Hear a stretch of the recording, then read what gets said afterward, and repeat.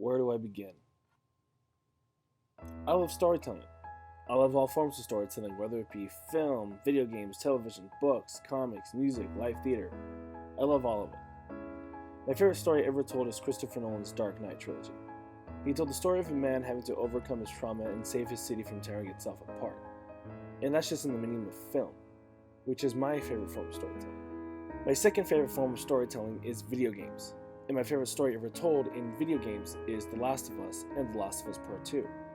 Both games tell a beautifully gut-wrenching story about Joel and Ellie and their relationship to each other. However, in Part 2, they decide to rip them apart and ask the question, what happens when you lose the person who's supposed to be your parent figure? It's a brutal, divisive, and heartfelt story that I still think about almost a decade later for the first game and 2 years later after the second.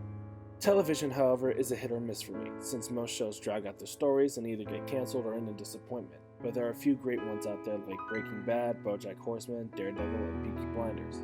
However, I feel like live theater is the most vulnerable way of storytelling. Most films and television shows and video games can do multiple takes to get the scenes right, but live theater, you need to get that right on the spot. On the stage, the actors are essentially opening themselves up to a live audience as the audience are judging their performances live and in front of them. And they can see those reactions the moment it's over, and it can either be really, really good, with a standing ovation, or really bad with an audience booing them off the stage. It's terrifying, but there's also no rush like it.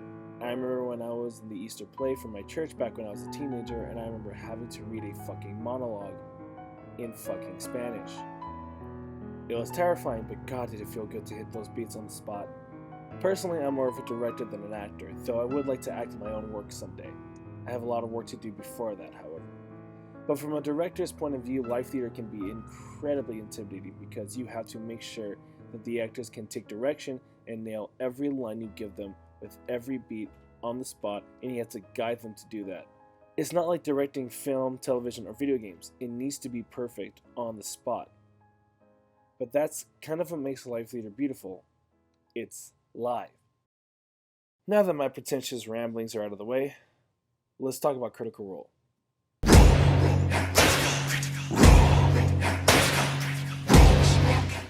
I got into Critical Role around October of 2021, but I knew of them for a while.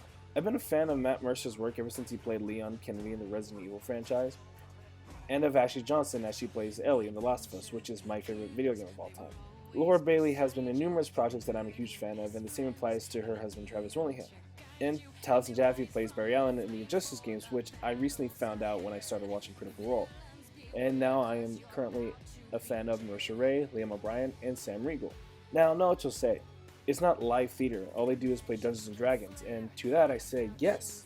Dungeons & Dragons is cater-made for theater kids and people who love storytelling in general. It's essentially a game of improv to the nth degree. Dungeons & Dragons is live theater, but you have a safe space of playing it with your friends and getting to fuck up around them. Critical Role, however, are doing this live for an audience. Every Thursday, they live stream their games for a live audience on Twitch and YouTube, and we are judging their performances and decisions on the spot. The only difference is that they don't have a live audience, but on occasion they will play in front of a live audience. However, all of this is still being done on the spot, and every moment is improvised on the spot, based on the situation at hand. Whether it be combat or trying to convince a guard to let them into a palace, they are improvising everything to progress the story, and that is what Dungeons & Dragons is. You are telling a story through improv. I have a nickname for my current dungeon master, Wade Murphy, and that is Neil Druckmann. Neil Druckmann, for the uninitiated, is the writer-director for The Last of Us games, and that man hates happy endings and enjoys torturing his characters. And that's why I love those games. And I am also guilty of torturing my characters when I'm writing. Wade likes to hurt us, emotionally, by killing off our favorite characters and putting us through hellish situations, but he does this all for the sake of telling a story and keeping us all engaged. One of his influences, of course, is Matt Mercer, who is the current Dungeon Master for Critical Role. He is always putting his characters through hell, and it's all for the sake of character progression and pushing the story forward. Again, I only started watching Critical Role when they started Campaign 3, but it wasn't until the death of Bertrand Bell when I knew that this was something special and I was hooked. The way Matt describes not just the physical aspects of death, but what one feels while they are dying is hauntingly immersive and kept me glued to my fucking screen. While this is happening, Imogen, Laura Bailey's character, is having a horrible nightmare, and the description of the scene plus Laura's performance is a sight to be seen. I could practically feel what was going on with both the description of what was happening and by Laura's performance, and also by the stage that can change colors to fit the scene, which is pretty fucking kick ass. That's not it though. Like I said, Life Leader evokes strong emotions, and I haven't shown any examples of that yet. Well, there are a few that come to mind. The first being the departure of Dorian Stormcloak. Dorian became one of my favorite characters throughout his short time in the campaign, and his sort of wandering innocence and his thirst for adventure was relatable and what was keeping the group together for the time. Watching him have to leave was like watching your best friend move out of state or even out of the country, and you don't know if or when you'll ever get to see them again. There's a line said by Chetney, who was played by Travis Willingham, saying, "You're not a burden, by the way." and that line hits hard. Dorian hid his past from everyone up until towards the end of his time. He is revealed to be someone born of wealth who wanted to seek adventure instead of the monotony of living the wealthy life. There's a bit of guilt to that, with the softness that feels so different from the rest of the group, and yes, that includes FCG. When he leaves, that softness is now lost from the group, and it feels like there's a Dorian-shaped hole there. And that's not a criticism. That's just a testament to how effective he was as a character, and how both he and Matt told his story. The moment, however, that truly hits me in the gut and gets me choked up is the reveal of who Lautner is. Now, I've never seen Campaign 1, but I've seen The Legend of Vox Machina on Amazon Prime, which is a masterpiece of a show, by the way. And there is a scene in the show that is fucking dark. It's when the group arrive at Whitestone and they find the Sun Tree, where it appears that an entire family have been executed and hung, dressed up as Vox Machina, to send them a message. It's the darkest moment in the entire show, and in my opinion solidifies it as one of the greatest animated series that I've ever seen.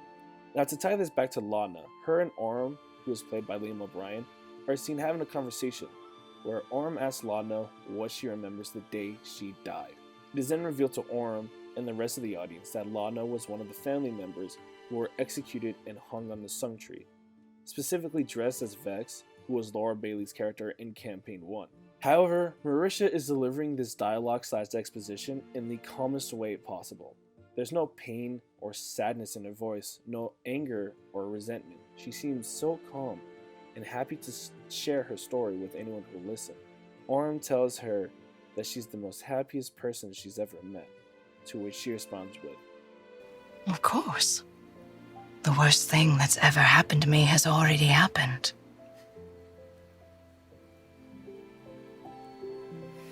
What the fuck is it? The last moment I want to talk about is when Lana broke Imogen's magical stone that was eating her alive and turning her into a different character. Delilah lives within Laudna, and when Laudna took the stone from Imogen to look at it, Delilah absorbed the stone and broke it. The moment that follows is one of heartbreak, as Imogen feels like Laudna broke her trust. Imogen tells Laudna that she lied to her and walks away with their friendship seemingly shattered. Now, this moment wouldn't have the impact that it does if we didn't get to know these two characters and see their relationship from the very beginning. It leaves the audience unsure of what will happen to them, and if they'll make amends before something truly tragic happens to them. All of these performers, these players, these storytellers captivate and immerse their audience in not just the world, but the story they're telling. They make all of their characters flawed people who have intriguing backstories that get explored deeply, and we see how all this affects the characters. However, none of this would be as impactful as it is without Matt Mercer as a storyteller, and the rest of the cast giving it their all in their performances, again, on the spot and live. And that's what makes Critical Role Life Theater. And it's fucking beautiful.